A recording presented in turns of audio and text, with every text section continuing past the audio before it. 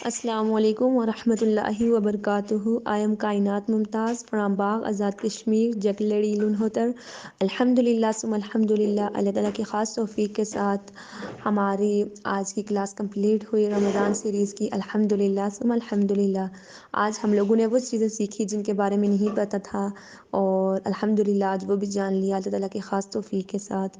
اور اس میں جو ایک بات کہ یہ مجھے بہت مطلب دل پہ لگی کہ ریاکاری جو ہوتی ہے، تو یہ ریاکار عالم، ریاکار سخی اور ریاکار شہید، حالانکہ شہید بھی تو یہ بھی سب سے پہلے یہی جہنم میں جائیں گے. تو اس سے پتہ چلتا ہے کہ ریاکاری مطلب اللہ تعالیٰ کو بالکل بھی پسند نہیں ہے، برا عمل ہے یہ بہت زیادہ. تو ہم مطلب جب بھی کوئی کام کرتے ہیں تو شیطان ہمارے دلوں میں ڈال ہی دیتا ہے، وسوسہ آ ہی جاتا ہے کہ فلاں بندہ دیکھ رہا ہے تو ذرا اور اچھے سے یہ کام کروں تاکہ میری تعریف ہو جائے اور شاباشیاں مل جائیں. تو مطلب ہم لوگ جب اکیلے میں کوئی کام کر رہے ہوں تو ہم لوگ اتنا دل سے ہو کے نہیں کرتے، اتنا وہ نہیں کرتے، اس کام کو خوبصورت بنا کے نہیں کرتے. لیکن جب کوئی بیٹھا ہوا ہو، کوئی دیکھ رہا ہو، تو ہم اس کام کو مطلب بہت ہی خوبصورت انداز میں کر رہے ہوتے ہیں کیونکہ دوسرا دیکھ رہا ہوتا ہے.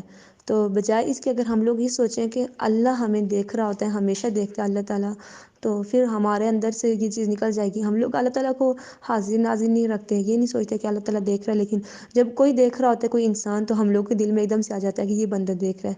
تو اس کا مطلب کہ یہ اللہ تعالیٰ کے ساتھ شریک ٹھہرانا ہوا نا، کہ ہم لوگ اللہ تعالیٰ کے ساتھ دوسروں کو شریک ٹھہرا رہے ہوتے ہیں کہ دوسروں کے لیے ہم لوگ وہ کام کر رہے ہیں لیکن اللہ کی خاطر نہیں کر رہے ہیں. فار ایگزامپل اگر ہم لوگ نماز پڑھ رہے ہوں اکیلے میں، تو اب تو اللہ تعالیٰ تو ہمیں ہمیشہ دیکھ رہا ہوتا ہے. تو اگر ہم لوگ اکیلے میں نماز پڑھ رہے ہوں تو ہم لوگ جلدی جلدی میں پڑھ رہے ہوں، رکوع وغیرہ جلدی میں کر رہے ہوں، سجدے وغیرہ جلدی میں کر رہے ہوں، مطلب ہماری نماز میں وہ خشوع و خضوع نہ ہو. تو لیکن جب کوئی مہمان آ جائے، ہمارے گھر آ کے بیٹھ جائے، تو اگر ہم اس کے سامنے نماز پڑھ رہے ہوں تو ہم اپنی نماز کو تھوڑا اور خوبصورت بنا دیتے ہیں. ہم لوگ یہ سوچتے ہیں کہ یہ بیٹھا ہوا ہے یہ بندہ، تو یہ کیا سوچے گا کہ یہ کیسے نماز پڑھ رہی ہے، جلدی جلدی سجدے دے رہی ہے، جلدی جلدی رکوع کر رہی ہے. تو مطلب ہم لوگ لوگوں کی تانوں کی وجہ سے اپنی نماز کو تھوڑا سا خوبصورت کر کے پڑھ رہے ہوتے ہیں کہ وہ میری تعریف کرے، اور ایسا نہ ہو کہ میرے پیچھے باتیں کرے کہ اسے نماز پڑھنے کا طریقہ ہی نہیں آتا، یہ کیسے جلدی جلدی نماز پڑھتی ہے. تو مطلب ہم لوگوں نے وہاں پر اس کی خاطر، اس بندے کی خاطر ہم نے اپنی نماز کو چینج کیا، اپنی نماز کو خوبصورت بنایا، مطلب بجائے اس کے کہ پہلے ہم لوگ جیسے پڑھ رہے تھے اس کی نسبت. تو اس کا مطلب کہ ہم لوگوں نے اللہ تعالیٰ کے ساتھ اس بندے کو شریک ٹھہرا دیا نا، کہ کیونکہ ہم نے اس کی خاطر کیا. تو ہر وہ کام جو ہم اللہ تعالیٰ کی رضا کی خاطر نہ کریں، اللہ تعالیٰ کی رضا کی خاطر نہ کریں، اللہ تعالیٰ کو خوش کرنے کے لیے نہ کریں، تو وہ ہر کام شرک ہی ہوا کہ ہم لوگ دوسروں کی خاطر کر رہے ہوں اور اللہ تعالیٰ کی خاطر نہ کر رہے ہوں.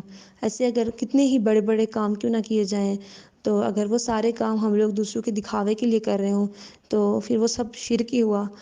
تو فار ایگزامپل اگر ہم لوگ جیسے کلاس لے رہے ہوتے ہیں، قرآن کلاس ہوگی، جیسے آج کل ہم لوگ رمضان سیریز کی کلاس لیتے ہیں، تو اگر ہم لوگوں کے دل میں یہ ہو کہ میں کلاس لے رہی ہوں تو میرے گھر والے کہیں کہ واہ کتنا پڑھتی ہے اور کتنی اچھی بچی ہے، روزانہ کلاس لیتی ہے، یا آس پاس کے ہمارے کزنس وغیرہ یا پڑوسی یہ کچھ کہیں، تو مطلب ہم لوگوں کے دل میں یہ ہو کہ ہم لوگ لوگوں کو دکھانے کے لیے کر رہے ہیں کہ وہ لوگ مجھے میری تعریفیں کریں. تو اس کا مطلب کہ میری نیت خالص نہیں ہے، میں لوگوں کو دکھانے کے لیے کر رہی ہوں وہ کام. تو اس میں اللہ کی رضا شامل نہیں ہے. میں اس نیت سے نہیں کر رہی کہ میں کروں تو تاکہ میرا رمضان خوبصورت گزرے اور اللہ تعالیٰ مجھ سے راضی ہو جائیں اور میں اپنے روزے کو اچھے طریقے سے پورا کر سکوں.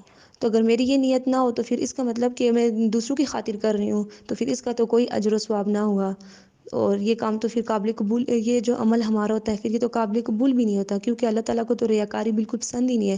اور ریاکاری میں ساتھ ساتھ شرک بھی ہو رہا ہوتا ہے، جو کہ بالکل بھی بہت بڑا گناہ ہے، سخت مطلب ناپسندیدہ اور جہنم میں لے کے جانا والا گناہ ہے. تو پھر ہمیں سوچنے کی ضرورت ہے نا کہ ہم لوگ ایسے کون کون سے کام کرتے ہیں جن میں ریاکاری ہوتی ہے اور ہم لوگ لوگوں کو دکھانے کے لیے کرتے ہیں.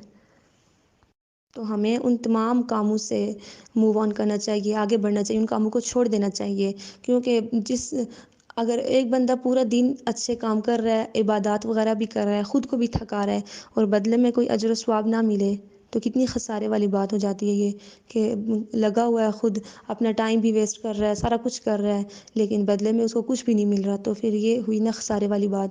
تو پھر انہی لوگوں کو اللہ تعالیٰ نے کہا ہوا ہے کہ یہی لوگ خسارے میں.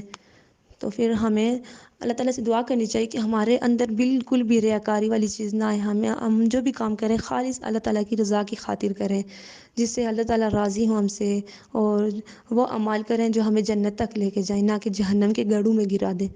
ہم ثواب کی نیت سے کر رہے ہوتے، لیکن بدلے میں ہمیں وہ اعمال ہمارے جو ہوتے ہیں تو وہ ہمیں جہنم کے گڑھوں میں گرا دیتے ہیں۔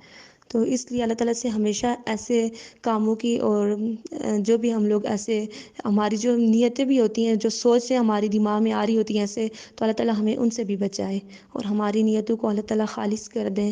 ہم جو بھی کام کریں خالص اللہ کی رضا کی خاطر کریں۔